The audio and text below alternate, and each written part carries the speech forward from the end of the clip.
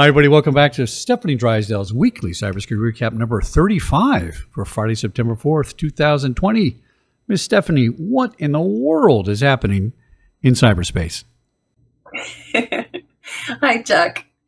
Well, we'll just jump right in. So Info Security magazine this week highlighted a story about a white supremacist from Florida who was sentenced to 41 months in prison for his racist threats to an African-American man who had announced his candidacy for city council, as well as for cyberstalking a female political activist who he had actually threatened to sexually assault her autistic daughter, going even a step further to search online content related to sexual contact with girls who have autism.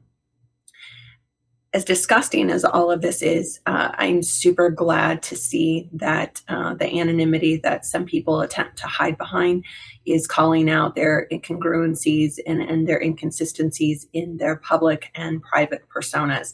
So very well done to law enforcement on this one. In addition to his sentence, he's going to be prohibited from using online internet capable devices for another 3 years after his supervised release. So loving this. Criminals are just, not able to keep up with cool cyber stuff. So we like to hear this. Good stuff.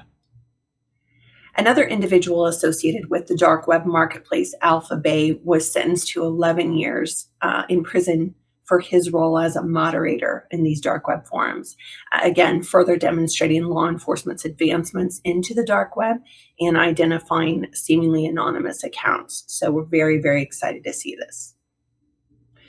In Cyber Defense reported on a team of researchers from Cyber News who used Shodan, which is a search engine that's used to identify some at-risk and vulnerable networks and devices, to create a list of over 800,000 vulnerable devices, and then narrowing it down to 447,000 that could have been actually successfully hacked. So 56% hit rate, not bad for a hacker.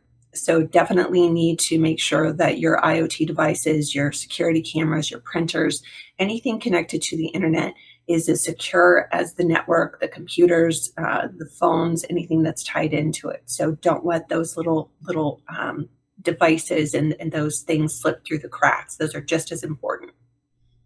So September kicks off National Insider Threat Awareness Month. Loving this. Security Magazine kicked off some really great guidance that we can all use to educate ourselves and our employees to create the awareness within our organization to both prevent, deter, and identify the insider threats. So happy Insider Threat Awareness Month.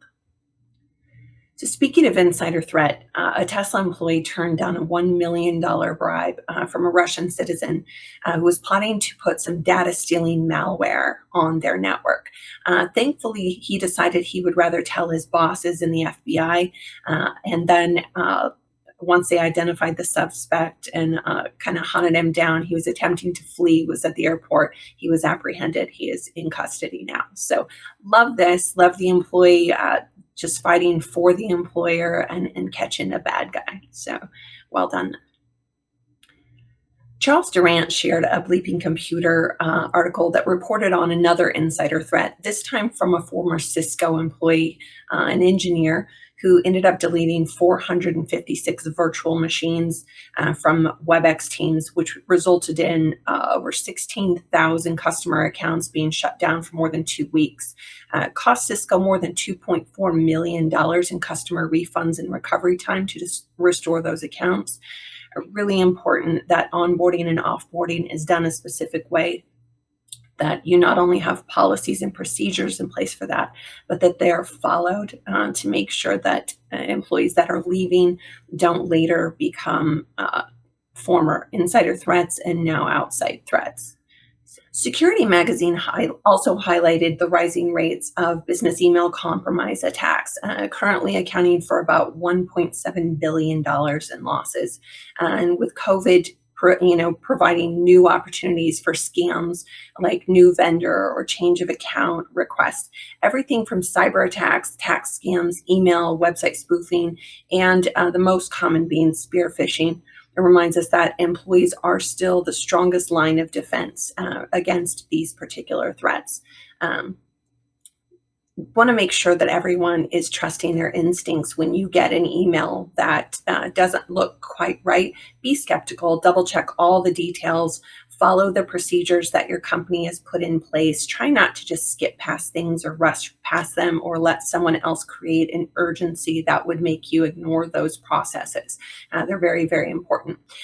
If something does happen, if you do click something, make sure you quickly report the incident to your IT team, as well as in certain situations, you may need to reach out to local FBI or the Secret Service to report that and get law enforcement involved. Make sure that you just kind of work with your IT team on this and just keep everybody protected and follow the protocols. Chris Phillips shared a knowledge train guide on what jobs are available in cyber. Lots of great info here. I won't be able to cover all of it in this little time segment, but it had everything from salary requirements and educational requirements, certifications.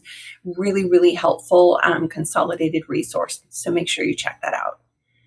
Mike Convertino shared a CNBC article that stressed the importance of cybersecurity due diligence during the M&A process.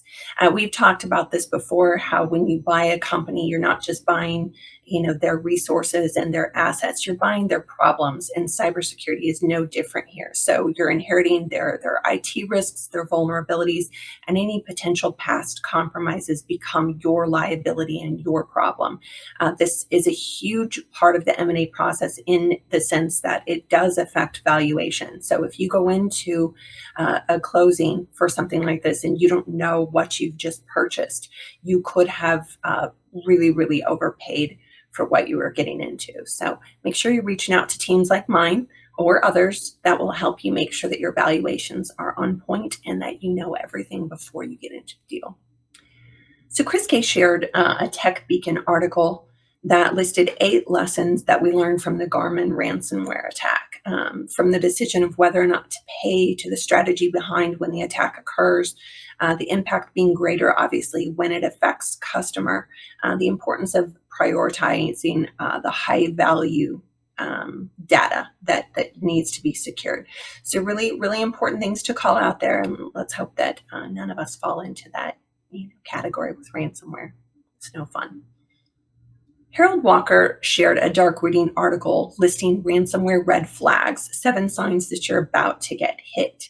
Nobody wants to get hit with ransomware, but be mindful there are a few things that you can look out for. Multiple login failures, brute force attacks on the network, phishing emails with strange domains.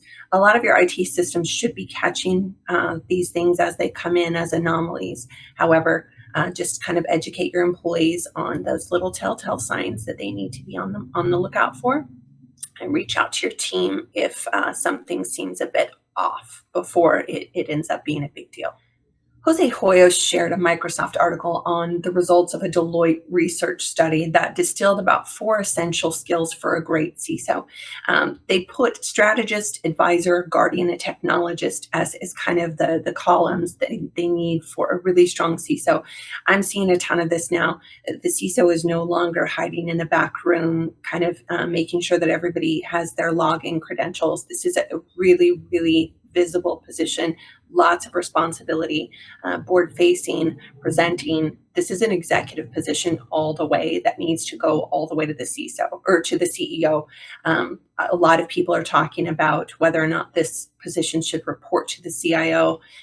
You guys know from my perspective, I'm going to always encourage that this be a direct line to the CEO and to leadership and the board. So really loved seeing that. I think that's a really good indicator for someone who's looking to walk that path and to further solidify their strength as a CISO, to make sure that you're covering or at least filling in the gaps for all of those 4 columns of strengths so that you can bring the best to your companies. So really good stuff there.